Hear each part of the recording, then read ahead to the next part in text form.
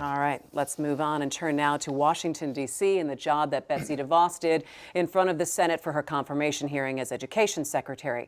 Several senators called into question her knowledge about students with disabilities, student growth and test scores, even about allowing guns at school. So Grizzly bears. Grizzly bears, you need to have guns at school in Wyoming. But before we get to that, you know how polarizing her nomination is. And so I'm not going to ask you, Nolan and Stephen, did she do a job to change minds? But I'm gonna ask in terms of how she did, Nolan, to stay at least within her own party's understanding of how she can do this job. Did she do okay? Yeah, of course. I mean, she's not going to change minds. That's not what these hearings are all about. These hearings are sort of show pieces for people to give speeches and then ask a question. Well, when they only had 5 minutes to do questioning, they kind of got down. I think some of them got down to some pretty rapid fire questioning because they didn't have that grandstanding time. But in the beginning, in the first round, it was like 4-minute speech and a 30-second question. And I think she did fine. I think she held to her principles, which are the Republican Party's principles.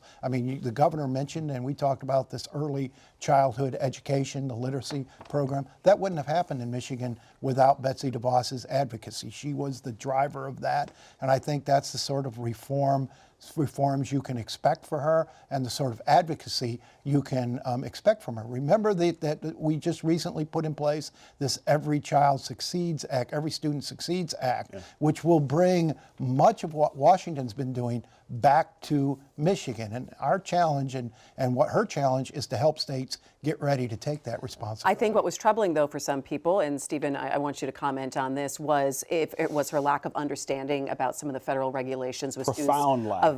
With disabilities and the difference between student achievement and student growth, and that brings a lot of questions for people. I mean, it was clear that this was someone who has not given a lot of thought to most of the work that the department does, and that's not shocking. I mean, this is somebody who has spent her life focused on one aspect of education and education reform, and she's been a really tireless advocate for her position in that area. But that's not the scope of what the Department of Education does, not by a long shot. And I think the concern has to be that being in charge of all of these things, they didn't even get to the questions about research. One of the most important things that the Department of Education does is produce a lot of research about what's working in states, what's not, how outcomes and growth, two things, proficiency and growth, two things she didn't understand at all, what they look like. What is this person going to do in command of all of those things? And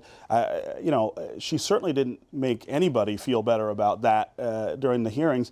It also raised questions about, like, what kind of briefing did she get before she went up there? Would she have been better prepared, Nolan? You know, this is an extremely talented, intelligent person with a strong record of success.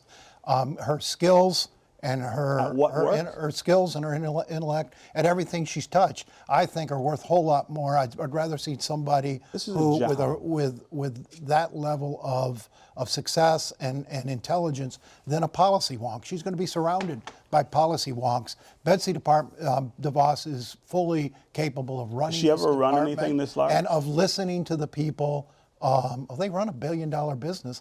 Listening to the people. You know, she needs to listen to. I mean, she's going to have plenty of experts in the department. Did she learn from what she went through? Oh, I'm sure not. Tuesday? I mean, this is someone who believes in her point of view, believes she's right, and is willing to use her money to get her way to make those things happen. That's not what cabinet secretaries do. That's another transition she's going to have to undertake. She didn't sufficiently answer questions either about that advocacy, what that advocacy will look like. She basically said, trust me, I won't advocate the way I have for the last 20 years, and my husband won't either. But of course, it's the whole family who gives millions and millions of dollars. Yeah, but let me, to that these one thing that causes. did come up, which was very interesting, Nolan, is that she said that she and her husband would not be donating should she have this position. And so that's what I was going to say. For the Republicans in Michigan who heard that. Like $250,000 to members of that committee. If I were state Democrats, I'd be out here dancing in the street and lobbying for her appointment, because they are significant givers to the party, but they were also significant givers to charity, and I certainly hope that doesn't dry up. They've been impactful in a lot of ways. outside the political realm in Michigan, and I hope they're free still to use their money for the good of Michigan. Well, the question is which whether they they have still done use their money considerably. for the advocacy in education that they have. Well, she said she and would, they're- and I would expect, we'll you see. know, I don't think We'll anybody's have to trust challenged that. her honesty or her ethics.